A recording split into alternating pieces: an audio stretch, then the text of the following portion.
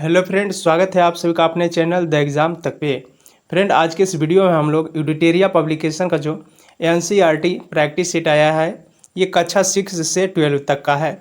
और इसमें जो है टोटल 17 प्रैक्टिस सेट है। टोटल जो है 17 प्रैक्टिस सेट है, जिसमें जो है 4 हिस्ट्री के, 4 राज्य व्यवस्था, 4 भूगोल और 4 विज्ञान के प्रैक्टिस सेट है। ये जो है आधार सीरीज पे रखा गया है।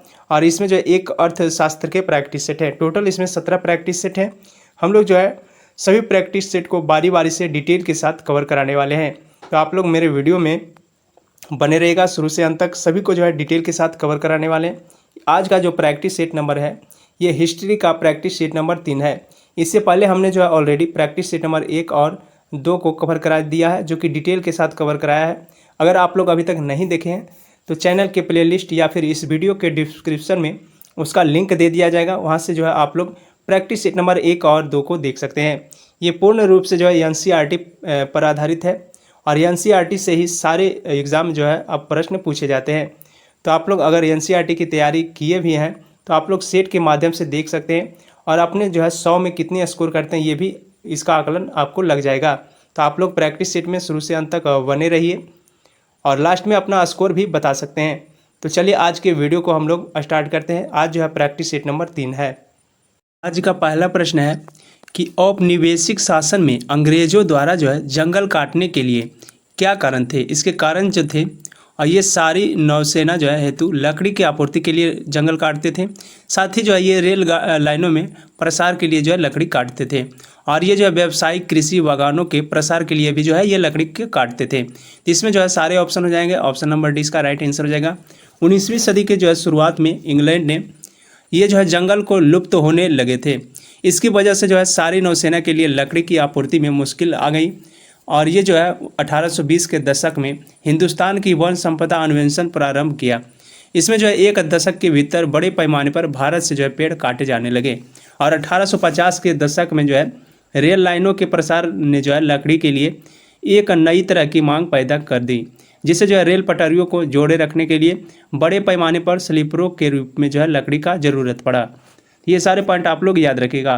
और फ्रेंड, ये जो सारे प्रश्न हैं ये एनसीईआरटी के हैं, तो आप लोग जो है इसे शुरू से अंत तक जरूर देखिएगा और वीडियो को लास्ट तक वॉच कीजिएगा।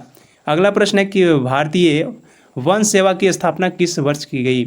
ये जो क्वेश्चन है ये 9 क्लास का चैप्टर 4 का है क्वेश्चन, हिस्ट्री का, पेज नंबर 84 का है। भारतीय वन सेवा की स्थापना की बात करें, ये जो है 1864 में इसकी स्थापना हुई थी। 1864 ऑप्शन सी इसका राइट आंसर हो जाएगा। और जंगल के उत्पादों की आवश्यकता ब्रिटिश लोगों को जो है व्यापक स्तर पर थी।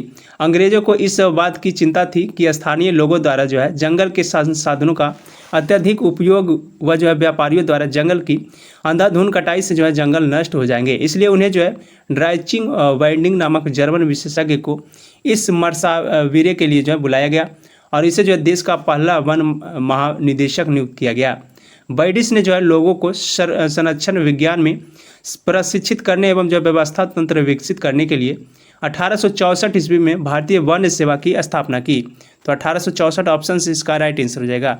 अगला, इंपीरियल फॉरेस्ट रिसर्च इंस्टीट्यूट के संबंध में निम्नलिखित कथनों पर विचार करना है। ये जो कथन है इसकी स्थापना 1905 में हुई थी। ये जो है 1906 में हुई थी, तो पहला कथन जो है ये गलत हो जाएगा। और दूसरा कथन है कि यहाँ जिस पद्धति से शिक्षा दी जाती थी उसे जो है वैज्ञानिक वानिकी कहा जाता था। ये जो है सही ऑप्शन है। इसमें जो वैज्ञानिक वानिकी ये कहा जाता था, तो केवल बी ऑप्शन बी इसका राइट आंसर हो जाएगा, केवल 2। अगला कि वन अधिनियम 1878 के संबंध में निम्नलिखित कथनों पर जो है ये विचार करना है। पहला कथन है कि जंगल को 3 श्रेणियों में विभाजित किया गया, आरक्षित, सुरक्षित एवं ग्रामीण। ये कथन जो है सही है। 1978 के वन अधिनियम में जो है 1878 में जंगल को जो है 3 श्रेणियों में आरक्षित, सुरक्षित और ग्रामीण क्षेत्रों में जो है विभाजित किया गया था। अगला, सबसे अच्छे जंगलों को जो है आरक्षित वन कहा गया।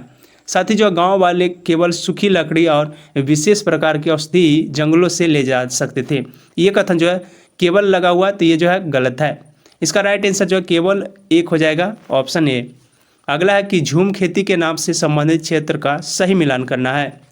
झूम खेती जो है इसमें सही मिलान करना है। लादिंग की बात करें, लादिंग जो है ये दक्षिणी पूर्व एशिया में स्थित है, तो ए का डी हो जाएगा। मिल्पा की बात करें, मिल्पा जो है ये मध्य अमेरिका में पाया जाता है।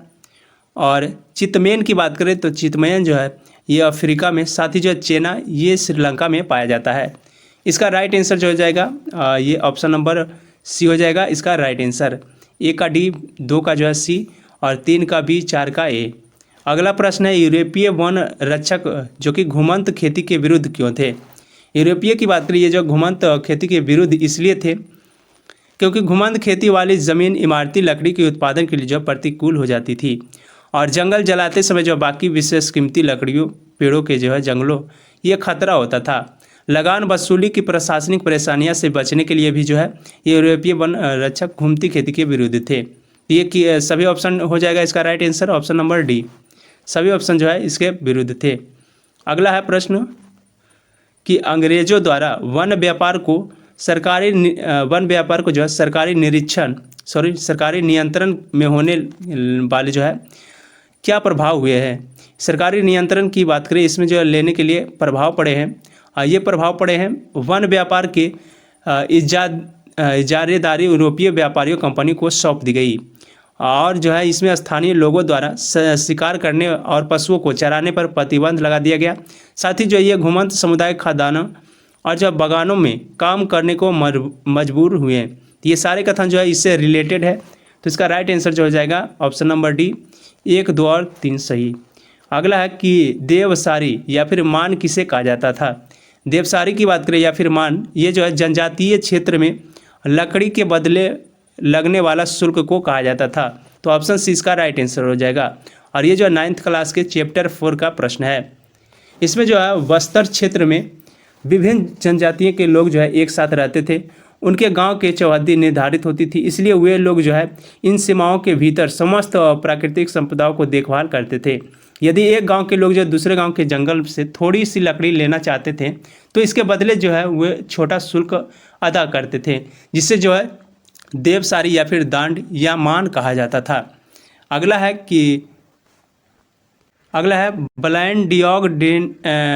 ब्लैक-डियोन-डिएनस्टेन व्यवस्था। ये जो व्यवस्था है संबंध इसका कथनों पर विचार करना है, इससे संबंधित कथनों पर विचार करना है। इसमें जो है गांव वाले की लगान मुफ्त के बदले लकड़ी ढोने वाले मुफ्त में भैंसों उपलब्ध कराए जाते थे। इसका राइट आंसर केवल बी ऑप्शन सही हो जाएगा। ये जो है भारत की तरह ही जावा में डचों ने रेल लाइनों के निर्माण के लिए जो है वन प्रबंधन और वन सेवाओं को लागू किया। पेड़ काटने, लट्ठों को ढोने और स्लीपर तैयार करने के लिए जो है ये श्रम की आवश्यकता थी।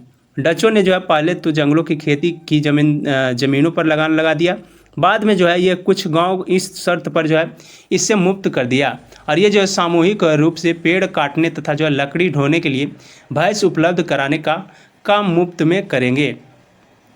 अगला प्रश्न है कि सरना, देवराकुंडू, कान, राई इत्यादि ये सभी जो है क्या थे? ये सभी जनजातीय लोगों के लिए पवित्र बगीचा था। तो ऑप्शन सी इसका राइट आंसर हो जाएगा। जनजातीय लोगों द्वारा वन संरक्षण किया गया। भारत के विभिन्न भागों में जो है घने जंगलों सिर्फ इसलिए बच पाए क्योंकि जो है ये ग्रामीणों सरना, देवराकुंडू, कान, राई इत्यादि नामों से जो है पवित्र बगीचा समझकर इसकी रक्षा की। अगला कि चारवाहा समुदाय तथा उनके संबंधित तथ्य से जो है मिलान करना है। चारवाहा समुदाय और इससे संबंधित तथ्य दिए हुए हैं। गोल्ला समुदाय की बात करें तो गोल्ला समुदाय का संबंध जो है ये गाय भैंस पालते थे। गोल्ला समुदाय गाय भैंस पालते थे। कुरुमा समुदाय की बात करें, ये जो है भेड़ बकरियां पालते थे। तो ऑप्शन 2 का जो है ए हो जाएगा। रायका की बात करें, रायका जो है ये राजस्थान से संबंधित है। और थंगर जो कि महाराष्ट्र से संबंधित है। इसका राइट आंसर जो ऑप्शन नंबर बी हो जाएगा। 1 का बी, 2 का ए, 3 का सी और डी का 4। अगला प्राचीन काल के भ्रमणकारियों के संबंध में निम्न कथनों पर जो है ये विचार करना है। पहला, व्यापारी अवसरों की तलाश में एक स्थान से दूसरे स्थान जाते थे। तो ये जो है सही है।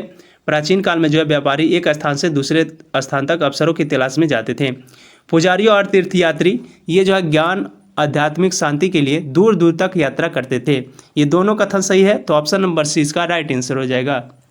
अगला प्रश्न है कि प्राचीन काल में जो है विभिन्न यात्रियों के माध्यम से क्या क्या जो है विभिन्न क्षेत्रों के मध्य आदान प्रदान नहीं होता था।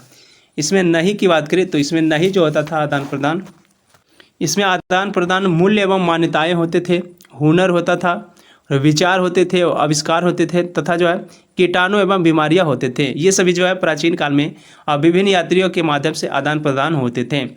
नहीं पूछा है तो इनमें से कोई नहीं, ऑप्शन डी इसका राइट आंसर हो जाएगा। अगला, पश्चिमी तट के क्षेत्र में पाए जाने वाली 9वीं शताब्दी के बाद की स्मृति शिला जो कि गोवा संग्रहालय में सुरक्षित है, किसके महत्व का पता चलता है? इसमें जो महत्व का पता चलता है ये समुद्री व्यापार का पता चलता है। समुद्री व्यापार, ऑप्शन बी इसका राइट आंसर हो जाएगा। पश्चिमी तट के क्षेत्र में जो है पाई जाने वाली 9वीं शताब्दी के बाद ये जो स्मृति शिला, ये जलपोतों की तस्वीर पाई गई है और ये जो है उस काल में समुद्री महत्व को दर्शाती थी। यह स्मृति शिला जो कि गोवा के संग्रहालय में सुरक्षित है। अगला है कि सिल्क मार्ग के संबंध में निम्नलिखित कथनों पर जो है विचार करना है। सिल्क मार्ग की बात करें, ये जो है यह मार्ग लगभग जो 15वीं शताब्दी का अस्तित्व में था, तो ऑप्शन 3 जो है इसमें राइट हो जाएगा। बाकी सभी जो है ये गलत है, तो केवल ए ऑप्शन इसका राइट आंसर हो जाएगा। सिल्क मार्ग का अस्तित्व जो है लगभग 15वीं शताब्दी तक था। इस मार्ग से जो है पश्चिम की ओर भेजे जाने वाले चीनी रेशम जो कि सिल्क का काफ़ी महत्व था और समुद्र या ज़मीन से गुजरने वाले यह जो है सिल्क क्षेत्र को एक दूसरे से जोड़ने का कार्य करते थे। बल्कि जो है ये यूरोप को जो है एशिया और उत्तरी अफ्रीका से भी जोड़ने का काम करते थे। अतः जो है 1 और 3 कथन असत्य हो जाएगा। इसमें ये एशिया से यूरोप खाली सिर्फ बोल रहा है, तो ये भी गलत हो जाएगा। और ये सिल्क मार्ग के भूभाग से गुजरता था, तो ये भी जो है केवल है, तो केवल से पहला कट जाएगा और दूसरा जो है सोना चांदी का रहा, तो इससे जो है ये कट जाएगा। अगला प्रश्न है कि चीन की एक गुफा जो कि पेंटिंग में सिल्क मार्ग को दर्शाया गया है, उस गुफा का क्रमांक है। इसकी क्रमांक की बात करें, इसका क्रमांक जो है ये क्रमांक है 217, गुफा क्रमांक नंबर 217, जो कि चीन का एक गुफा पेंटिंग में सिल्क मार्ग को दर्शाता है। अगला है कि मार्को पोलो के किताब का नाम क्या है। मार्को पोलो की बात करें, इनके किताब का नाम जो है ये बुक ऑफ मार्वल्स है, book of Marvels. Option A इसका राइट आंसर हो जाएगा। ऑप्शन ए मार्को पोलो का जो किताब का नाम है ये बुक ऑफ मार्वल्स है, जिन्हें जो 15वीं सदी में लिखा गया था। और मार्को पोलो एक जो है इतालवी व्यापारी था, जिनका जन्म जो है वेनिस गणराज्य में मध्य युग के अंत में हुआ था और इन्होंने जो है मध्यकालीन यात्रियों के राजकुमार की उपाधि धारण की थी। अगला प्रश्न है कि स्पैघेटी क्या है। स्पैघेटी की बात करें तो ये जो है एक प्रकार की खाद्य सामग्री है। इसका राइट आंसर जो हो जाएगा ऑप्शन नंबर बी हो जाएगा, एक प्रकार का खाद्य सामग्री। माना जाता है कि नूडल्स चीन से जो है पश्चिम में पहुँचे और वहाँ जो है उन्हीं से स्पैघेटी का जन्म हुआ। स्पैघेटी एक जो है लंबा, पतली, ठोस, बेलनाकार पास्ता है। यह जो है पारस्परिक इस ताली। अगला, निम्न कथनों पर विचार करें। आलू, सोया, मूंगफली का उद्भव जो है ये भारत में हुआ है। आलू, सोया, मूंगफली, मक्का, टमाटर, मिर्च, शकरकंद, ऐसे जो है बहुत सारे खाद्य पदार्थों का लगभग जो है 500 वर्ष पहले इनका जन्म जो है भारत में नहीं हुआ था। ये जो भारत में 500 वर्ष पहले तक नहीं था, तो पहला ऑप्शन जो है ये गलत हो जाएगा। दूसरा है कि ये खाद्य पदार्थ यूरोप एवं एशिया में तब पहुँचे जब जो है क्रिस्टोफर कोलंबस ने अमेरिका की खोज की। ऑप्शन नंबर 2 जो है ये सही है, तो इसका राइट आंसर जो हो जाएगा ये बी हो जाएगा, केवल 2। अगला कि 12वीं शताब्दी के संदर्भ में निम्नलिखित कथनों पर विचार करना है। पहला कथन दिया हुआ है कि 16वीं शताब्दी के मध्य तक आते जाते पुर्तगालियों और स्पेनिश सेनाओं ने जो है अमेरिका के उपनिवेश बनाना शुरू कर दिया था। ये जो कथन है ये सही कथन है। नीचे यहाँ पे जो है असत्य कथन की बात कर रहा है, असत्य कथन। दूसरा, यूरोपीय सेनाओं ने, तो ये पहला जो है ये सही हो जाएगा। दूसरा है कि यूरोपीय सेनाओं ने अपनी सैन्य ताकत के बल पर अमेरिका के विभिन्न क्षेत्रों को जीता था। ये गलत ऑप्शन है, तो दूसरा गलत हो जाएगा। यूरोपीय सेनाओं के द्वारा जो है अपनी सैन्य ताकत के बल पर अमेरिका से नहीं जीत पाया था। दूसरा है ऑप्शन नंबर तीसरा है कि इस समय अमेरिका वासियों ने चेचक से लड़ने के लिए रोग प्रतिरोधक क्षमता विकसित हो चुकी थी। ये भी कथन जो है ये गलत है। इसमें असत्य पूछा था, तो 2 और 3 हो जाएगा। ऑप्शन सी इसका राइट आंसर हो जाएगा। अगला प्रश्न है 19वीं शताब्दी में अर्थशास्त्रियों ने अंतर्राष्ट्रीय आर्थिक विनिमय, इसमें जो 3 तरह के गतिविधियों या फिर प्रवाहों का उल्लेख किया है। ये कौन कौन है? इसमें जो है व्यापार और पूंजी, ये दोनों जो है ये शामिल है। तो ऑप्शन नंबर 20 का राइट आंसर हो जाएगा केवल 1 और 2। व्यापार, श्रम और पूंजी ये तीनों इसमें शामिल है। भूमि इसमें शामिल नहीं है, श्रम रहता तो हो जाता। अगला प्रश्न है कि औपनिवेशिक सरकार ने किस वर्ष जो है अपराधी जनजाति अधिनियम पारित किया। अपराधी जनजाति अधिनियम की बात करें, ये जो है 1871 में पारित किया गया था। तो ऑप्शन सी इसका राइट आंसर हो जाएगा। अंग्रेज अफसर जो कि घुमंतू लोगों को शक के नज़र से देखते थे और 1871 में जो है औपनिवेशिक सरकार ने अपराधी जनजाति अधिनियम पारित किया था। अगला प्रश्न है कि चरवाही टैक्स, इसके संबंध में निम्नलिखित कथनों पर विचार करना है। चरवाही टैक्स जो है ये चरवाहों से चारागाहों में चरने वाले प्रत्येक जानवर पर टैक्स वसूला जाता था और किसी चारागाह में जो है ये दाखिल होने से पहले चरवाहों के पास दिखाकर जो है टैक्स आदान प्रदान ये जो अदा करना पड़ता था। तो और इसका राइट आंसर जो हो जाएगा केवल 1 और 3, ऑप्शन नंबर ए इसका राइट आंसर हो जाएगा। अगला है चरवाही टैक्स से जो है क्या प्रभाव हुए। चरवाही टैक्स की बात करें, इससे जो प्रभाव हुए ये चरवाहों का स्तर जो है ये गिरने लगा और जानवर बड़ी संख्या में जो है मरने लगे थे। तो इसका दोनों कथन हो जाएगा सही, ऑप्शन नंबर सी इसका राइट आंसर हो जाएगा। जब चरगाह जो है खेतों में बदलने लगे तो जो है बचे कुछ जो चरगाहों में जो है चरने वाले जानवरों की तादाद जो है बढ़ने लगी। इसकी नतीजा ये हुआ कि चरवाहा जो है सदा जानवरों से भरे रहने लगे और अब तक जो है घुमंतू चरवाहे अपने मवेशियों को कुछ दिनों तक ही इलाके में चराते थे और इसके बाद जो है किसी और इलाके में चले जाते थे। इस अदला बदली की वजह से जो है पिछड़े चरगाह जो है भी फिर से हरे भरे हो जाते थे, लेकिन जो चरवाहों की आवाजाही पर जो है लगी ये बंदिशों और चरवाहों की बेहिसाब इस्तेमाल से जो है चरवाहों का स्तर गिरने लगा था। अगला प्रश्न है कि मरसाई लैंड, इसके जो है संबंध में निम्नलिखित कथनों पर विचार करना है। मसाई लैंड की बात करें, मसाई लैंड जो है इसका संबंध जो है औपनिवेशिक ताकतों ने मरसाई लैंड का विभाजन किया। इसका संबंध जो है ऑप्शन बी से है, तो इसका केवल बी हो जाएगा। ऑप्शन नंबर प्रश्न है कि औपनिवेशिक शासन तथा जो है मसाई के संबंध में निम्नलिखित कथनों पर विचार करना है।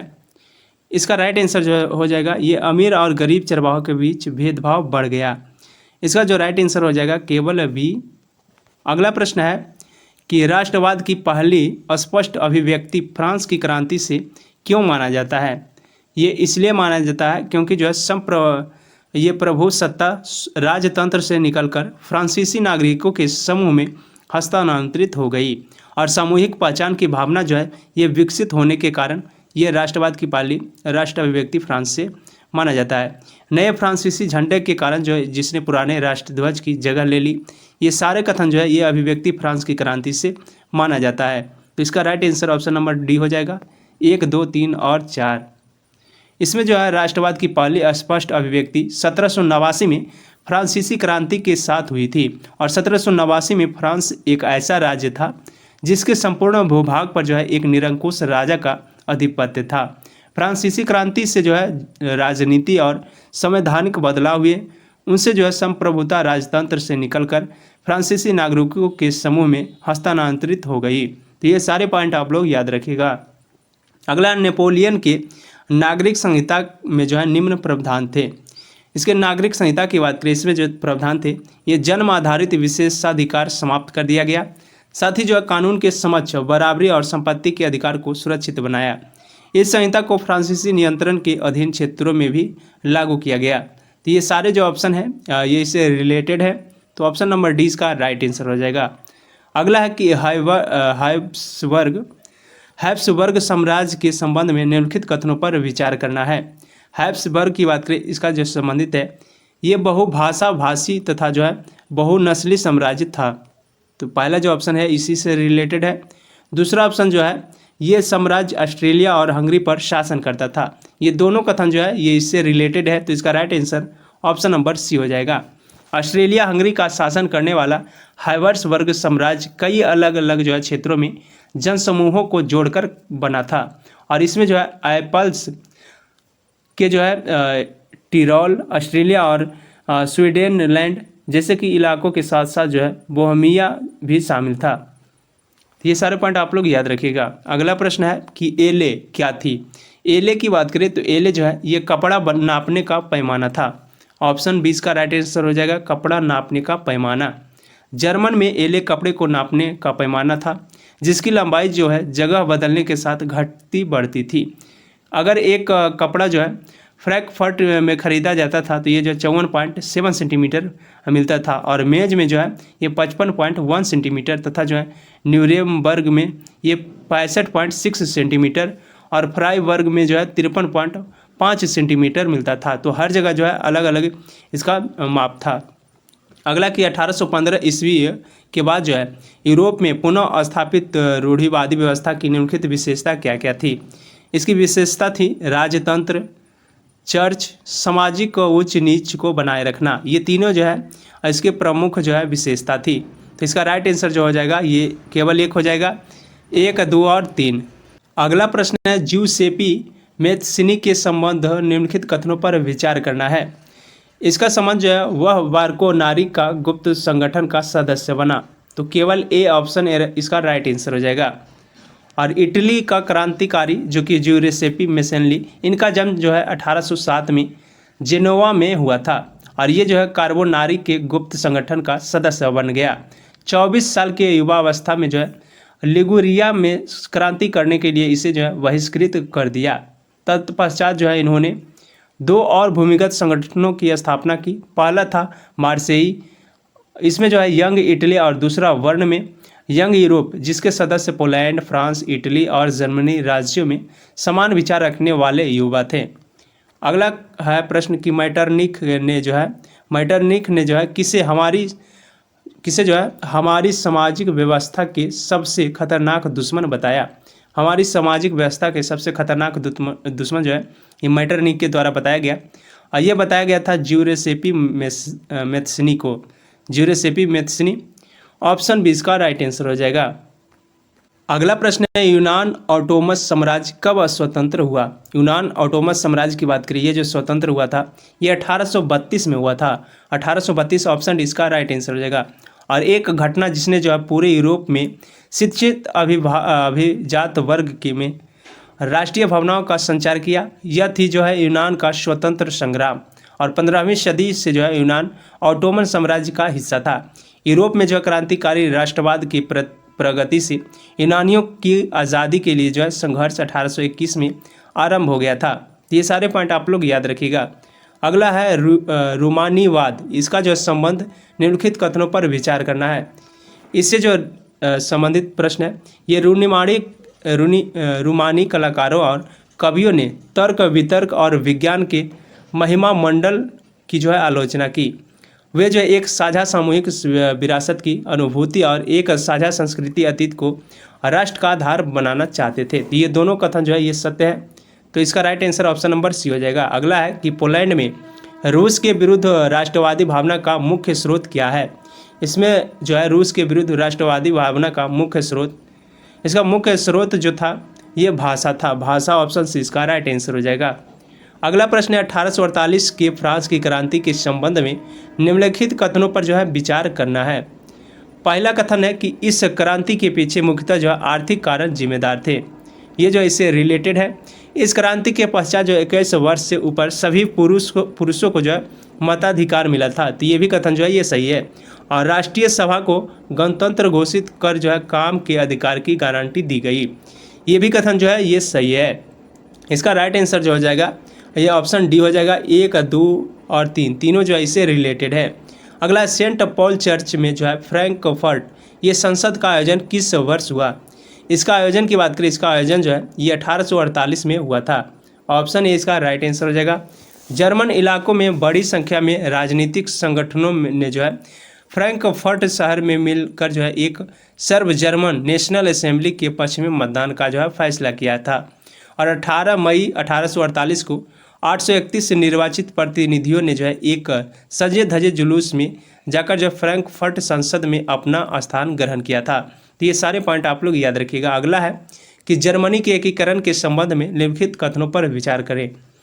जर्मनी राष्ट्रवादी भावनाएं मध्य वर्ग जर्मन लोगों में जो है काफ़ी व्याप्त थी और ये जो है 1848 में जर्मन महासंघ के विभिन्न इलाकों को जोड़कर एक जो है निर्वाचित संसद द्वारा शासित राष्ट्र राज्य बनाने का प्रयास किया गया, मगर जो है राष्ट्र निर्माण की एक उदारवादी पहल राजशाही और फौज की ताकत से जो है मिलकर दबा दी गई। उनका प्रयास के बड़े भूस्वामियों जो है इन्होंने समर्थन किया। इसके पश्चात जो है प्रशा ने राष्ट्रीय एकीकरण के आंदोलन का नेतृत्व संभाल लिया और उसका प्रमुख मंत्री ऑटो वर्न बिस्मार्क इस प्रक्रिया का जनक माना जाता था। इसमें जो है ऑटो वर्न बिस्मार्क ने ऑस्ट्रेलिया के सेना और नौकरशाही की मदद से जो है जर्मनी का एकीकृत किया। ये जो है कथन गलत है। 7 वर्ष के दौरान प्रशा, डेनमार्क, फ्रांस और 3 युद्धों में जो है ऑस्ट्रेलिया की जीत हुई और जो एकीकरण की प्रक्रिया पूरी हुई। ये भी कथन जो है ये गलत है। तो इसका राइट आंसर जो हो जाएगा ये न तो 1 और ना ही 2 हो जाएगा। अगला, इटली के एकीकरण के संबंध में सत्य कथन का चयन करना है। इटली के एकीकरण की बात करें, इसमें जो है ज्यूसेपी मैत्सिनी ये क्रांतिकारी आंदोलन के द्वारा इटली को गणराज्य बनाने का प्रयास किया गया। ये कथन जो है सही है। और ज्यूसेपी गैरिबाल्डी के नेतृत्व जो है भारी संख्या में सशस्त्र स्वयंसेवकों ने जो है युद्ध का हिस्सा लिया। ये दोनों कथन जो है ये सही है। तो इसका राइट आंसर जो हो जाएगा ये ऑप्शन सी हो जाएगा। 1 और 3 ये दोनों रिलेटेड है। अगला प्रश्न है कि आयरलैंड को ब्रिटेन में जो है कब सम्मिलित किया गया। आयरलैंड की बात करें, ये जो है ब्रिटेन में 1801 में सम्मिलित किया गया था। 1801 ऑप्शन डी इसका राइट आंसर हो जाएगा। आयरलैंड को भी जो है कुछ ऐसे आयरलैंड का भी जो है कुछ ऐसा असर हुआ। वह देश कैथोलिक और जो है प्रोटेस्टेंट धार्मिक गुटों में गहराई में जो है बटा हुआ था। अंग्रेज ने जो है आयरलैंड को प्रोटेस्टेंट धर्म मानने वाले बहुसंख्यक कैथोलिक क्षेत्र देश का जो है इस पर प्रभुत्व तो बढ़ने लगा और इसकी सहायता होने लगी। ब्रितानी प्रभाव के विरुद्ध जो है हुए कैथोलिक विद्रोह को निर्ममता से जो है कुचल दिया गया। अगला प्रश्न है कि प्रथम विश्व युद्ध ने भारतीय समाज पर क्या प्रभाव डाला। प्रथम विश्व युद्ध की बात करिए, जो है करों में वृद्धि की गई और खाद्य पदार्थों की भारी अभाव पैदा हो गई। सिपाहियों को गवर्नर भर्ती किया गया। ये सारे जो है प्रथम विश्व युद्ध से संबंधित है। तो इसका right answer option number D हो जाएगा। अगला प्रश्न है कि रॉलेट एक्ट के संबंध में असत्य कथन का चयन करना है। रॉलेट एक्ट जो कि गांधी जी ने 1919 में जो है प्रस्ताव रॉलेट एक्ट के खिलाफ जो एक राष्ट्रव्यापी सत्याग्रह आंदोलन चलाने का फैसला लिया था और राजनीतिक कैदियों को जो है 2 साल तक बिना मुकदमा जो है जेल में बंद रखने का अधिकार मिला था। जनता द्वारा जो है रैलियां या फिर हड़ताल कर कानून का विरोध किया गया। ये सभी पॉइंट जो है ये रॉलेट एक्ट से संबंधित है।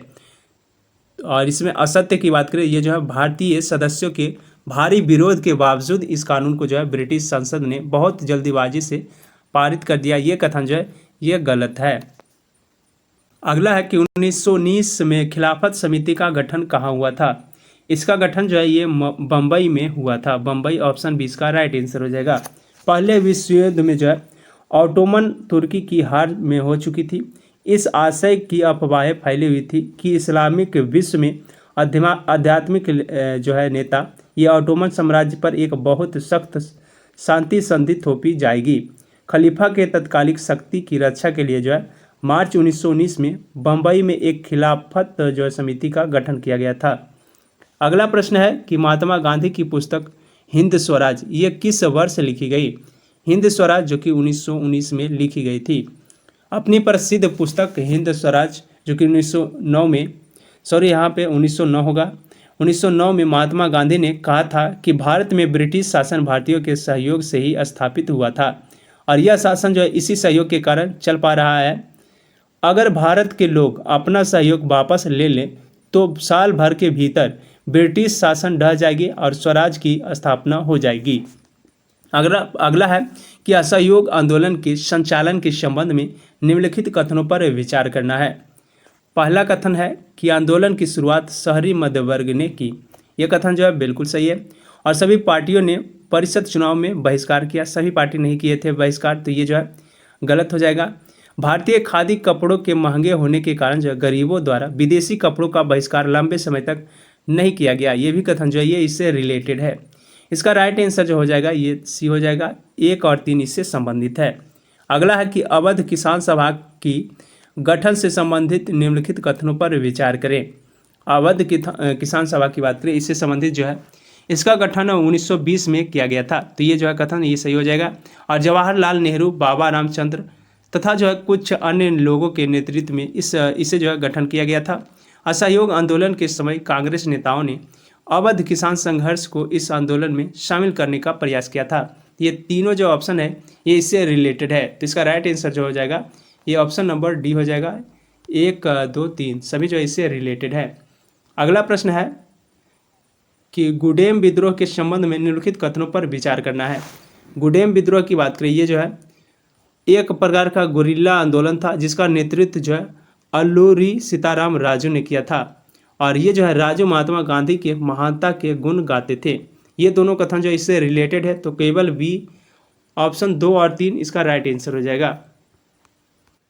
आंध्र प्रदेश के गुडेम पहाड़ियों में जो 1920 के दशक में इसकी शुरुआत हुई थी। यहाँ पे जो कर्नाटक दिया हुआ है तो पहला ऑप्शन इसी से।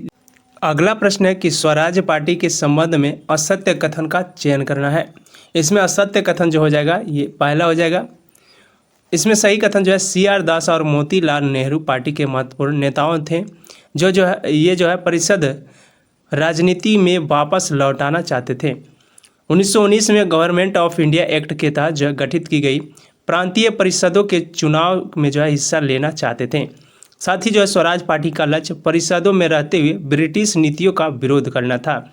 ये तीनों जो है स्वराज पार्टी से संबंधित है, परंतु पहला कथन जो है ये स्वराज पार्टी से संबंधित नहीं है।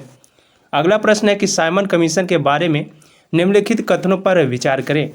साइमन कमीशन की बात करिए, जो है इसका मुख्य उद्देश्य भारत और संवैधानिक व्यवस्था की कार्यशैली के अध्ययन करना तथा जो इसके बारे में सुझाव देना था।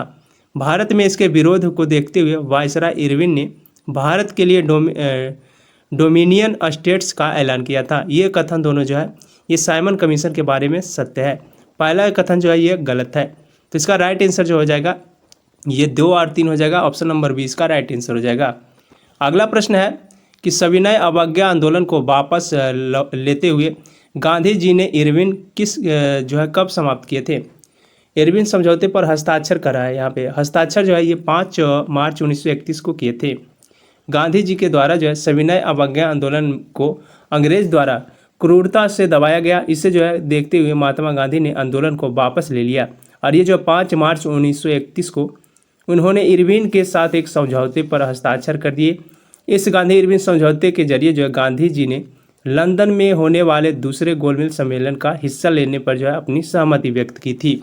अगला कि भाड़ा विद्रोह, ये जो आंदोलन है इसके बारे में निम्नलिखित कथनों पर विचार करना है। पहला कथन है कि यह आंदोलन छोटे किसानों द्वारा जमींदारों से पट्टे पर जमीन लेने की खेती कर रहे थे। ये कथन जो है सही है। और जमींदारों को भाड़ा चुकाने से जो है माफ़ी के लिए प्रारंभ किए गए इस आंदोलन का नेतृत्व समाजवादी और कम्युनिस्टों ने किया था। ये दोनों कथन जो है ये भाड़ा विद्रोह से संबंधित है। तो इसका राइट आंसर जो हो जाएगा ये केवल 1 और 2 हो जाएगा। ऑप्शन ए इसका राइट आंसर हो जाएगा। अगला प्रश्न है कि भारतीय वाणिज्य एवं उद्योग परिसंघ federation of Indian chambers of commerce and industries FICCI का गठन कब किया गया। इसके गठन की बात करें तो इसका गठन जो है ये 1927 में किया गया था। 1927 ऑप्शन सी इसका राइट आंसर हो जाएगा। पहले विश्व युद्ध के दौरान जो है भारतीय व्यापारियों और उद्योगपतियों ने भारी मुनाफा कमाया था। ये जो ताकतवर हो चुके थे। अपने कारोबार को फैलाने के लिए इन्होंने जो है ऐसी उपनिवेश नीतियों का विरोध किया जिनके कारण जो है इनकी व्यावसायिक गतिविधियों में रुकावट आती रही। ये जो है विदेशी वस्तुओं के आयात से सुरक्षा चाहते थे और रुपया स्टर्लिंग विदेशी विनिमय अनुपात में जो है बदलना चाहते थे, जिससे जो है आयात में कमी आ जाए। और व्यावसायिक हितों का संगठन करने के लिए इन्होंने जो है 1920 में भारतीय औद्योगिक एवं व्यावसायिक Congress, Indian industrial of commercial Congress और जो है 1927 में भारतीय वाणिज्य एवं उद्योग परिसंघ federation of Indian chambers of commerce and industries जो कि फिक्की है इसका गठन किया 1927 में। अगला राष्ट्रीय आंदोलन में महिलाओं की भागीदारी से संबंधित निम्नलिखित कथनों पर विचार करना है। पहला कथन है गांधी जी के आह्वान के बाद जो है राष्ट्रीय आंदोलन में महिलाओं की भागीदारी बढ़ी। तो ये जो है राष्ट्रीय आंदोलन से संबंधित है। और गांधी का मानना था कि घर चलाना, चूल्हा चौका संभालना, अच्छी माँ व अच्छी पत्नी की भूमिकाओं का निर्वाह करना औरत की असली कर्तव्य है, ये जो है ये भी रिलेटेड है। कांग्रेस औरतों को महत्वपूर्ण जगह देने में हिचकिचाती थी, ये भी कथन जो है ये सही था। तो इसका राइट आंसर यहाँ पे पूछ रहा है असत्य कथन, सभी जो है सत्य है, तो इसमें असत्य जो हो जाएगा उपर्युक्त में से कोई भी नहीं, ऑप्शन डी इसका राइट आंसर हो जाएगा। अगला, डॉक्टर अंबेडकर ने किस वर्ष जो है दलितों के लिए दमित दलित वर्ग एसोसिएशन इसका जो है गठन किया था? इसका गठन जो है ये डॉक्टर अंबेडकर के द्वारा 1930 में किया गया था, 1930 ऑप्शन सी इसका राइट आंसर हो जाएगा। अगला कि सन्यासिनी रूपी भारत माता की व्याख्यात छवि को सर्वप्रथम किसने चित्रित किया था? चित्रित ये जो है अवनींद्र नाथ टैगोर, इनके द्वारा जो है पहली बार जो है सन्यासिनी रूपी भारत माता की व्याख्यात छवि को प्रस्तुत किया गया था। अगला प्रश्न है कि उपनिवेश काल में भारतीय झंडे के संबंध में निम्नलिखित कथनों पर विचार करना है। इसमें भारतीय झंडे जो है ये जो है बंगाल में स्वदेशी आंदोलन के दौरान तिरंगा झंडा में जो है हरा, पीला और लाल रंग थे। 1921 तक गांधी जी ने जो है स्वराज का झंडा तैयार कर लिया, यह जो तिरंगा सफ़ेद, हरा और लाल था। तो ये दोनों कथन जो है सही है। इसमें असत्य कथन का चयन करना है, तो असत्य जो है ना तो 1 और ना ही 2 होगा। अगला, भारत छोड़ो आंदोलन का प्रस्ताव किस वर्ष जो है ये पारित हुआ? भारत छोड़ो आंदोलन की बात करें तो इसका प्रस्ताव जो है ये जो है वर्धा में पारित हुआ था। यहाँ पे पारित कहाँ हुआ था जो पूछ रहा है, तो ये वर्धा में पारित हुआ था। क्रिप्स मिशन की असफलता एवं द्वितीय विश्व युद्ध के प्रभावों ने भारत में व्यापार असंतोषजनक को जो है जन्म दिया। इसके फलस्वरूप जो है गांधी जी ने एक आंदोलन शुरू किए। इसमें जो है अंग्रेजों के पूरी तरह से भारत छोड़ो पर जोर दिया गया और वर्धा में जो है 14 जुलाई 1942 को अपनी कार्यकारिणी में जो है कांग्रेस कार्य समिति ने ऐतिहासिक भारत छोड़ो प्रस्ताव पारित किया, जिससे जो है सत्ता का भारतीयों को तत्काल जो है हस्तांतरण एवं भारत छोड़ो की मांग की गई। और 8 अगस्त 1942 को बम्बई के अखिल भारतीय कांग्रेस समिति ने इस प्रस्ताव का जो समर्थन किया और जिसमें पूरे देश में जो कांग्रेस समिति ने इस प्रस्ताव का समर्थन किया, जिसमें जो है पूरे देश में व्यापक पैमाने पर एक अहिंसक जन संघर्ष का आह्वान किया गया और इसी अवसर पर जो गांधी जी ने प्रसिद्ध करो या मरो भाषण दिए थे। अगला है कि इंक्विजिशन क्या थी? इंक्विजिशन की बात करें, ये जो है एक रोमन कैथोलिक संस्था थी, तो ऑप्शन ए इसका राइट आंसर हो जाएगा। अगला प्रश्न है, छापाखाना प्रगति का सबसे ताकतवर औजार है, इससे जो बन रही जनमत और आंधी में निरंकुशवाद उड़ जाएगा, ये कथन जो है किनका है? इस कथन की बात करें तो ये जो कथन है ये लुईस सेबेस्तिये मार्सिये की है, लुईस सेबेस्तिये मार्सिये, ऑप्शन सी इसका राइट आंसर हो जाएगा। 18वीं सदी जो है फ्रांस के एक उपन्यासकार लुई सेबेस्तिये मार्सिये, इन्होंने जो घोषणा की कि छापाखाना प्रगति का सबसे ताकतवर औजार है और इससे जो है बन रही जनमत की आंधी में निरंकुशता व जो है उड़ जाएगी। अगला प्रश्न है कि काल क्रम के निर्धारण करें। प्रेस का निर्माण धातु से जो है होने लगा, सबसे पहले ये हो जाएगा। उसके बाद जो है बेलनाकार प्रेस का आविष्कार हुआ, फिर जो है ऑफसेट प्रेस का आविष्कार हुआ, उसके बाद जो है बिजली से चलने वाली प्रेस का निर्माण किया गया। तो इसका राइट आंसर जो हो जाएगा ये ऑप्शन ए हो जाएगा। अगला प्रश्न है, तुलसीदास की 16वीं सदी की किताब जो कि रामचरितमानस का पहला मुद्रित संस्करण के किस वर्ष प्रकाशन हुआ? इसका प्रकाशन जो है 1810 में हुआ था, ऑप्शन डी इसका राइट आंसर हो जाएगा। हिंदुओं के बीच भी जो है छपाई से खास तौर पर स्थानीय भाषाओं में धार्मिक पढ़ाई को काफ़ी बल मिला और तुलसीदास की जो है 16वीं सदी किताब रामचरितमानस पहला मुद्रित संस्करण 1810 में जो है कलकत्ता में प्रकाशित हुआ था। 19वीं सदी के मध्य तक जो है सस्ते लियोग्राफी संस्करणों से जो है उत्तर भारत का बाजार घट गया। अगला प्रश्न है, स्त्री धर्म विचार नामक पुस्तक किसने लिखी? ये पुस्तक जो है राम चड्ढा की है, राम चड्ढा, ऑप्शन ए इसका राइट आंसर हो जाएगा। अगला प्रश्न है, मेसोपोटामिया के लेखक जो है ये कला के संबंध में निम्नलिखित कथनों पर विचार करना है। मेसोपोटामिया के लेखन कला की बात करें, इससे संबंधित जो है ये है मेसोपोटामिया लोग मिट्टी के पट्टिकाओं का पर जो है लिखते थे, मिट्टी के पट्टिकाओं पर लिखते थे। ये जो मेसोपोटामिया के लेखन कला से संबंधित है। बाकी सभी ऑप्शन जो है ये गलत है, तो इसमें केवल सी यानी केवल ए ऑप्शन इसका राइट आंसर हो जाएगा। मेसोपोटामिया के लोग जो है मिट्टी की ये पट्टिकाओं पर लिखते थे। लिपिक चित्रण चिकनी मिट्टी को जो है गीला करता था और फिर जो है उसको गूंद कर जो है ये छाप कर एक ऐसे आकार की पट्टी का रूप देता था जिससे जो है वह आसानी से अपने एक हाथ से पकड़ सके, साथ जो है सावधानी पूर्वक इसकी सतहों को चिकना बना सके। अगला प्रश्न है कि मेसोपोटामिया समाज के संबंध में निम्नलिखित कथनों पर विचार करना है। मेसोपोटामिया का समाज जो है ये एकल परिवार को आदर्श मानता था और पिता परिवार का मुखिया होता था। साथ ही इसमें जो है पिता का घर, पशु धन, खेत आदि उसके पुत्रों को मिलता था। तो ये सभी जो है रिलेटेड है। ऑप्शन नंबर डी 1, 2, 3 सभी जो है मेसोपोटामिया समाज से संबंधित है। अगला प्रश्न है कि मेसोपोटामिया के नगर नियोजन के संबंध में निम्नलिखित कथनों पर विचार करना है। मेसोपोटामिया के नगर निगम की बात करें, इसमें जो है मेसोपोटामिया में नगर नियोजित प्रसिद्ध जो है सुदृढ़ थी। तो ऑप्शन ये जो है राइट हो जाएगा। दूसरा ऑप्शन है मोहनजोदड़ो की तरह ही जल निकासी के लिए व्यवस्था की गई थी। ये भी कथन जो है ये सही है। और कमरों के अंदर रोशनी खिड़की से नहीं बल्कि जो है आंगन में खुले दरवाजों से आती थी। तो ये तीनों जो है मेसोपोटामिया से रिलेटेड है। तो इसका right answer option number D हो जाएगा 1, 2 और 3। अगला प्रश्न है रोमन समाज के बारे में निम्नलिखित कथनों पर विचार करना है। रोमन समाज की बात करें तो रोमन समाज ये जो है एकल परिवार का चलन था। पिता की संपत्ति पर जो है पुत्री का मुख्य उत्तराधिकारी रहता था और पति पत्नी को जो अलग अलग 2 वित्तीय हस्तियां माना जाता था। ये तीनों जो कथन है ये रोमन समाज से संबंधित है।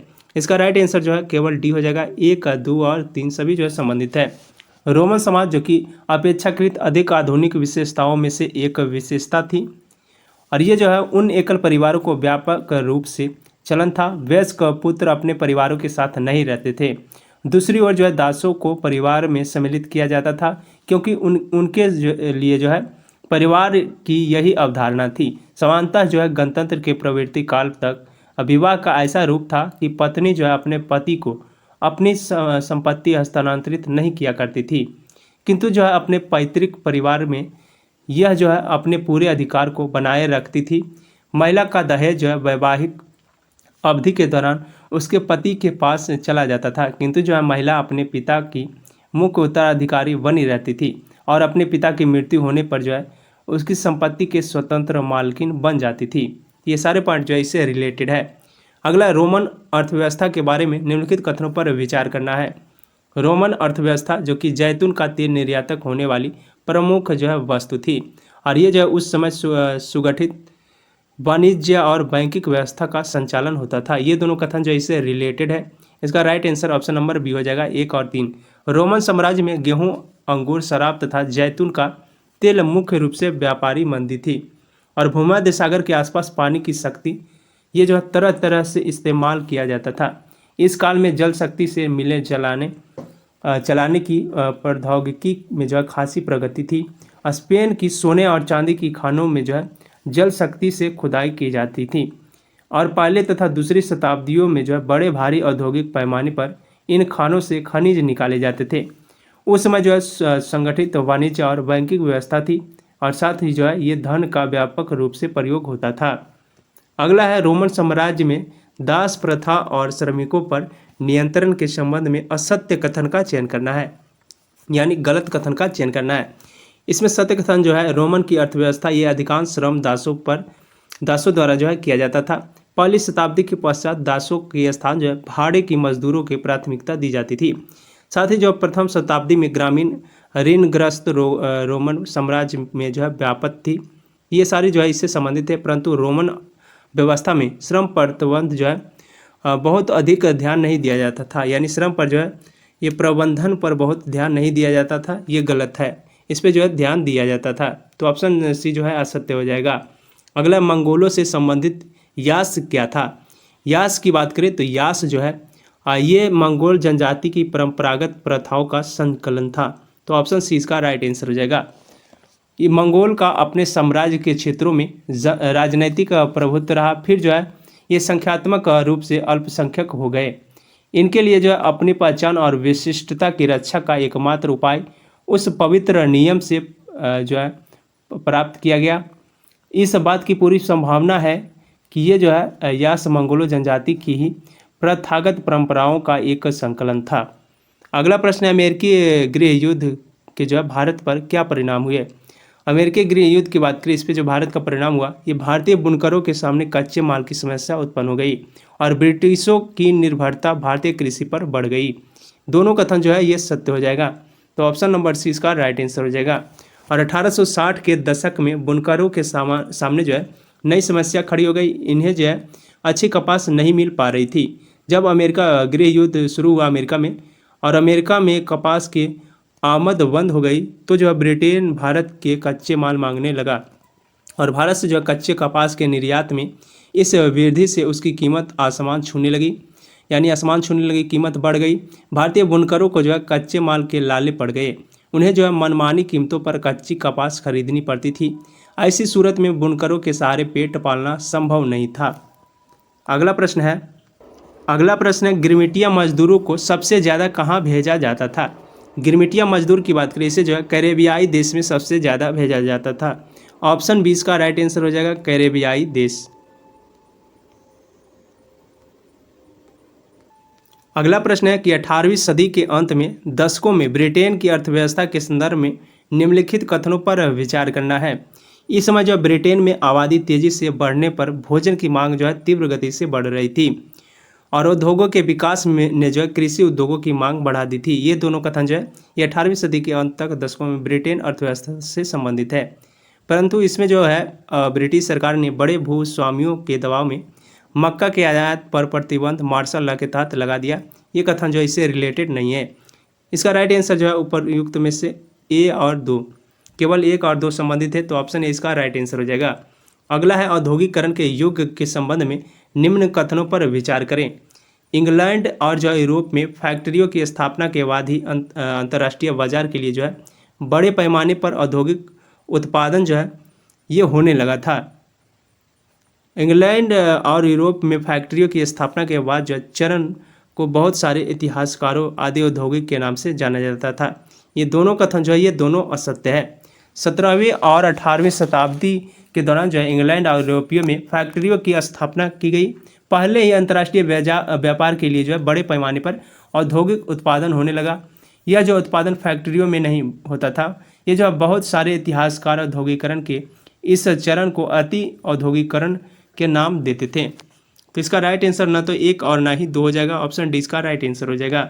अगला, औद्योगिकरण के युग में यूरोप में गिल्ड था। यूरोप में गिल्ड की बात करिए जो था ये श्रमिकों का संगठन था।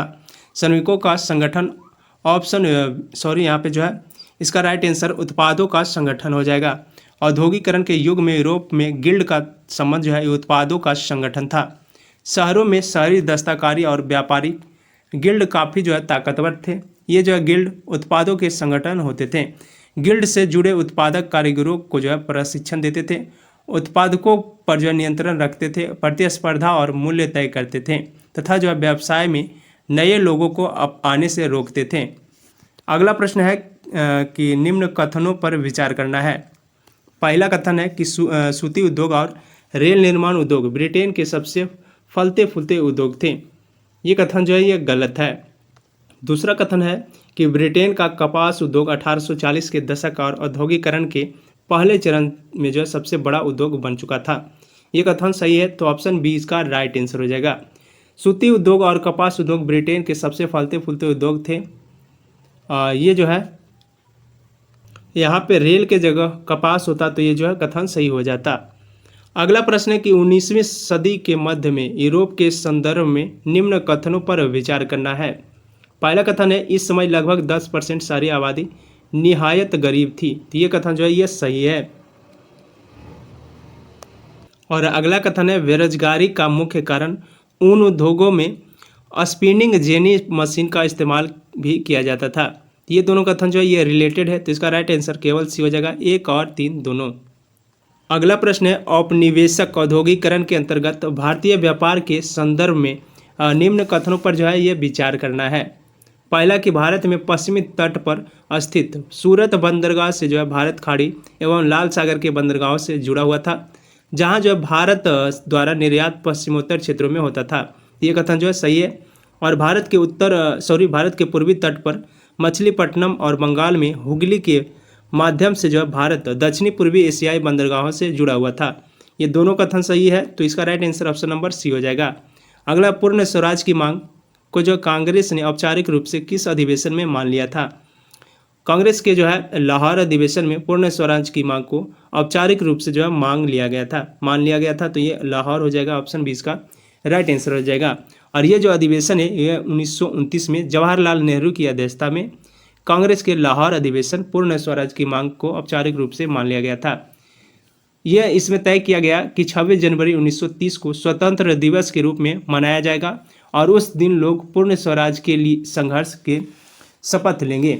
इस उत्सव को जो है बहुत कम ही लोग ध्यान से सुन पाए थे, इसमें जो है बहुत कम ही लोग। अगला है कि ब्रेटन वुड्स समझौता किस वर्ष हुआ था? ब्रेटन वुड्स समझौता की बात करें, ये जो 1944 में हुआ था, 1944 ऑप्शन ए इसका राइट आंसर हो जाएगा, 1944। युद्धोत्तर अंतर्राष्ट्रीय आर्थिक व्यवस्था का मुख्य उद्देश्य यह था कि औद्योगिक विश्व में आर्थिक अस्थिरता और पूर्ण रोजगार बनाए रखा जाए। इस फ्रेमवर्क पर जो जुलाई 1944 में अमेरिका स्थित न्यू हैम्पस इसके जो है ब्रेटन वुड्स नामक स्थान पर संयुक्त राष्ट्र मौद्रिक एवं वित्तीय सम्मेलन में जो है सहमति बनी थी। अगला है वैश्विक अच्छे लिंग समानता और समानता के लिए गठबंधन के संदर्भ में निम्न कथनों पर विचार करना है। इसे जो भारत में लॉन्च किया गया तो ये कथन सही है। और ये जो गठबंधन वैश्विक सर्वोत्तम प्रथाओं को अपनाने, ज्ञान साझा करने और महिलाओं के स्वास्थ्य, शिक्षा और उद्योग में निवेश करने पर जोर दिया गया। विश्व आर्थिक मंच गठबंधन का नेटवर्क भागीदारी था। ये तीनों कथन जो इससे रिलेटेड है, तो इसका right answer option number D हो जाएगा। अगला प्रश्न है कि मत्स्य पालन समिति निम्न में से किस अंतर्राष्ट्रीय संगठन के सहायक संस्था के रूप में कार्य करती थी? इसका राइट आंसर जो हो जाएगा ये ऑप्शन बी हो जाएगा, खाद्य एवं कृषि संगठन। मत्स्य पालन की समिति खाद्य एवं कृषि संगठन की सहायक संस्था के रूप में कार्य करती है। ये जो महत्वपूर्ण अंतर्राष्ट्रीय मत्स्य पालन और जलीय कृषि समस्याओं और मुद्दों की जांच के लिए समर्पित एकमात्र वैश्विक अंतर सरकारी मंच है। तो ये सारे पॉइंट आप लोग इसे याद रखिएगा। अगला है निम्न कथनों पर विचार करना है। पहला कथन है कि बोइंग सुकन्या कार्यक्रम जो कि मुख्य रूप से भारतीय एरोस्पेस क्षेत्र में कौशल विकास और रोजगार क्षमता को बढ़ावा देने पर केंद्रित है। ये कथन जो है ये सही है। अगला कथन है वोंगई सुकन्या कार्यक्रम, इसका उद्देश्य वोंगई और भारतीय एरोस्पेस कंपनियों के बीच संयुक्त उद्यम स्थापित करना भी है। ये कथन जो है ये गलत है। इसका राइट आंसर केवल एक हो जाएगा। अगला प्रश्न है कि मंदिर वास्तुकला की नागर शैली के संदर्भ में निम्नलिखित कथनों पर विचार करना है। इसमें नागर शैली की बात करें, नागर शैली ये जो है स्तरों में उभरता हुआ घुमावदार शिखर जो कि गर्भगृह टावर नागर शैली के अन्य भारतीय मंदिर स्थापत्य शैलियों से जो है अलग करता है। और इससे रिलेटेड जो है ये नागर शैली में गर्भगृह हमेशा जो ऊंचे शिखर के नीचे स्थित होता है। 1 और 4 जो है इससे रिलेटेड है, तो ऑप्शन डी इसका राइट आंसर हो जाएगा। अगला है चंदका और दमपारा, ये वन्यजीव अभयारण्य जो है इसके संदर्भ में निम्नलिखित कथनों पर जो है सही कौन सा है ये ज्ञात करना है। चंदका और दंपा की बात करें, चंदका और दंपा जो है यह पूर्वी घाट के उत्तर पूर्वी छोर पर स्थित है और ये जो है डोगरिया क्रोंद आदिवासी समुदाय चंदपा दमपारा वन्यजीव अभयारण्य से जुड़ा हुआ है। इसका भी राइट आंसर जो हो जाएगा डी हो जाएगा। 1 और 4 इससे जो है रिलेटेड है। अगला निम्न में से कौन सी स्थापत्य शैली मुख्य रूप से जो है केरल के गुरुवयूर मंदिर में जो है देखी जाती है। गुरुवयूर मंदिर की बात करें, इसमें जो देखी जाती है ये द्रविड़ देखी जाती है, द्रविड़ शैली। द्रविड़ ऑप्शन इसका राइट आंसर हो जाएगा। केरल में त्रिशूर जिले में जो है गुरुवयूर शहर में स्थित जो है गुरुवयूर मंदिर ये मुख्य रूप से जो है वास्तुकला की द्रविड़ शैली को प्रदर्शित करता है। इस शैली की विशेषता इसके विशाल गोपुरम, विस्तृत मंडप तथा जो है जटिल पत्थर से नक्काशी, ये सभी जो इससे संबंधित है। यह जो है एक हिंदू मंदिर है, इसे जो अक्सर दक्षिणी द्वारका कहा जाता है। अगला प्रश्न है कि भूमि प्रबंधन के संदर्भ में व्यापक और सूचीबद्ध निर्णय के लिए निम्नलिखित में से कौन सी प्रणाली जो है सबसे प्रभावी मानी जाती है? इसमें सबसे प्रभावी प्रणाली जो है ये भौगोलिक सूचना प्रणाली, ये जो है सबसे प्रभावी प्रणाली मानी जाती है। भौगोलिक सूचना प्रणाली भूमि प्रबंधन के लिए सबसे उपयुक्त प्रणाली है। GIS एक शक्तिशाली उपकरण है जो कि उपयोगकर्ताओं को स्थानिक और भौगोलिक डेटा को कैप्चर करने, संग्रहित करने, विश्लेषण करने और प्रस्तुत करने में सक्षम बनाता है। अगला प्रश्न है कि हाल ही में इसरो द्वारा विकसित डिस्ट्रेस अलर्ट जो कि ट्रांसमीटर 2.0 निम्नलिखित में से इसका उद्देश्य पूरा करता है। इसका उद्देश्य जो पूरा करता है यह मछली पकड़ने वाली नौकाओं से आपातकालीन संदेश भेजता है। तो ऑप्शन ए इसका राइट आंसर हो जाएगा। अगला है निम्न कथनों पर विचार करना है। इसमें जो है कथनों पर विचार करना है। पहला है कि चौथी औद्योगिक क्रांति कृत्रिम बुद्धिमत्ता जो कि AI, robotic, internet of things और बड़े डेटा जैसी उन्नत प्रौद्योगिकियों के एकीकरण के माध्यम से जो है पारंपरिक उद्योग का चलना रहा परिवर्तन, ये जो है इससे रिलेटेड है। तो ये कथन सही हो जाएगा।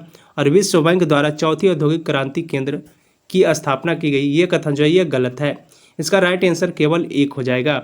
अगला प्रश्न है निम्न कथनों पर विचार करना। पहला कथन है कि तमिलनाडु, तेलंगाना और आंध्र प्रदेश के कई क्षेत्रों में जो है पिछले दशक जो कि 2012 से 22 में पूर्वोत्तर मानसून की बारिश जो है ये 10% से अधिक वृद्धि हुई है। इसमें जो 10% से अधिक वृद्धि हुई है, तो ये कथन जो है ये सही है। और कथन 2 है कि उत्तर पूर्वी मानसून के महीनों के दौरान जो है बंगाल की खाड़ी में कम दबाव वाली प्रणालियाँ एवं अवदाब अधिक बार बनते देखे गए, ये भी कथन जो है ये सही है। तो इसका राइट आंसर जो हो जाएगा ये ऑप्शन नंबर बी इसका राइट आंसर हो जाएगा। कथन 1 और 2 दोनों सही है और कथन 2 कथन 1 का सही व्याख्या ये जो है नहीं है। अगला है कि भारत और फ्रांस संबंधों के संबंध में जो है ये निम्न में से कौन सा कथन जो है ये सही है। इसमें सही कथन जो हो जाएगा ये हो जाएगा मालाबार भारतीय नौसेना और फ्रांसीसी नौसेना के बीच जो है प्रमुख द्विपक्षीय नौसैनिक अभ्यास है। ये जो है दोनों देशों ने अवैध, असूचित और अनियमित मछली पकड़ने में सहयोग किया है। इसका राइट आंसर जो हो जाएगा ये इसका राइट आंसर ऑप्शन सी हो जाएगा। 1 और 3 ये दोनों जो है ऑप्शन ये रिलेटेड है भारत और फ्रांस के संबंधों से। अगला कथन है कि बाहर निकास से निकलने वाली निम्न में से कौन सी जो है मुख्य रूप से जमीनी स्तर पर ओजोन और धुंध के निर्माण में जो है योगदान करती है। ये योगदान करती है नाइट्रोजन डाइऑक्साइड NO2। तो NO2 ऑप्शन भी इसका राइट आंसर हो जाएगा। अगला प्रश्न है निम्न में से किस कारण जो है गिद्ध को पर्यावरणीय स्वास्थ्य के लिए संकेतक प्रजाति माना जाता है। ये माना जाता है उनकी उपस्थिति एक संतुलित खाद्य जाल का प्रतीक है। तो ऑप्शन सी इसका राइट आंसर हो जाएगा। अगला निम्न कथनों पर विचार करना है। पहला है कि यह सिंधु नदी के बाएं किनारे की सहायक नदी है। सिंधु नदी की बाएं सहारे नदी की बात करें तो बाएं किनारे की सहायक नदी जो है यह है जास्कर नदी और ये जो है पूरी तरह से भारत के लद्दाख में बहती है। जास्कर इसका राइट आंसर हो जाएगा। और डोडा और तसरा पांडिगती चू जो कि लुंगनाक नदी इसकी 2 सहायक नदियां हैं। डोडा और लुंगनाक नदियां ये दोनों इसकी सहायक नदियां हैं। अगला संसद सदस्य स्थानीय क्षेत्र विकास योजना के संदर्भ में निम्नलिखित कथनों पर जो है विचार करना है। इसका जो हो जाएगा ई साक्षी मोबाइल ऐप के लक्ष्य पूरे MD लैंड्स फंड आवंटन चक्र को पकड़ना और योजना की निगरानी में अधिक सुविधा एवं पहुंच प्रदान करना, ये कथन जो है ये सही है। इसमें जो केवल 2 ऑप्शन 20 का राइट आंसर हो जाएगा। अगला भारतीय प्रतिस्पर्धा आयोग इसके संदर्भ में निम्नलिखित कथनों पर सही कथन का चयन करना है। भारतीय प्रतिस्पर्धा आयोग की बात करें ये जो है CCI का प्राथमिक उद्देश्य भारतीय बाजार में प्रतिस्पर्धा को बढ़ावा देना और इसे जो है कामयाब रखना है। इसके पास जो है जांच करने एवं बाजार में हेरफेर की सबूत इकट्ठा करने का अधिकार है। तो इसका राइट आंसर 1 और 3 हो जाएगा जो कि ऑप्शन नंबर सी इसका राइट आंसर हो जाएगा। अगला है निम्नलिखित में से कौन सा जो है अंतर्राष्ट्रीय संगठन मुख्य रूप से ग्लोबल साउथ में विकास से संबंधित मुद्दों पर संबोधित करने पर केंद्रित है। इसका राइट आंसर हो जाएगा संयुक्त राष्ट्र विकास कार्यक्रम। UNDP प्राथमिक संयुक्त राष्ट्र एजेंसी है जो कि ग्लोबल साउथ में विकास के मुद्दों पर केंद्रित है, जो कि अफ्रीका, एशिया एवं जो है लैटिन अमेरिका ये निम्न और मध्य आय वाले देशों को संदर्भित करता है। संगठन का उद्देश्य गरीबी उन्मूलन, असमानताओं को कम करना और जो है संकटों और झटकों इससे जो है प्रति लचीलापन बनाना है। अगला प्रश्न है अगला प्रश्न है कि किस राज्य में बी आर अम्बेडकर की जो है 125 फीट ऊंची कांस्य प्रतिमा का उद्घाटन किया गया। इसका उद्घाटन जो है ये आंध्र प्रदेश में किया गया। आंध्र प्रदेश, ऑप्शन से इसका राइट आंसर हो जाएगा। आंध्र प्रदेश में मुख्यमंत्री जो कि वाईएस जगन मोहन रेड्डी, इन्होंने जो विजयवाड़ा के स्वराज मैदान में भीमराव अंबेडकर की 125 फीट ऊंची कांस्य की प्रतिमा का उद्घाटन किया और इस प्रतिमा को जो स्टैच्यू ऑफ सोशल जस्टिस के नाम से जाना जाता है। ये भीमराव अंबेडकर के योगदान की याद करने के लिए जो इसे स्थापित किया गया है। अगला, प्रधानमंत्री नरेंद्र मोदी ने महाराष्ट्र के किस शहर में जो है 8 अमृत परियोजना का शुभारंभ किया है। 8 अमृत परियोजना का शुभारंभ जो है ये नरेंद्र मोदी के द्वारा महाराष्ट्र में किया गया है। ये महाराष्ट्र के सोलापुर में किया गया है। सोलापुर, ऑप्शन डी इसका राइट आंसर हो जाएगा। और ये जो है इसमें 2000 करोड़ रुपये की लागत लगी है। अगला प्रश्न है कि भारत की पहली सौर ऊर्जा संचालित नाव किस नदी में संचालित की जाएगी।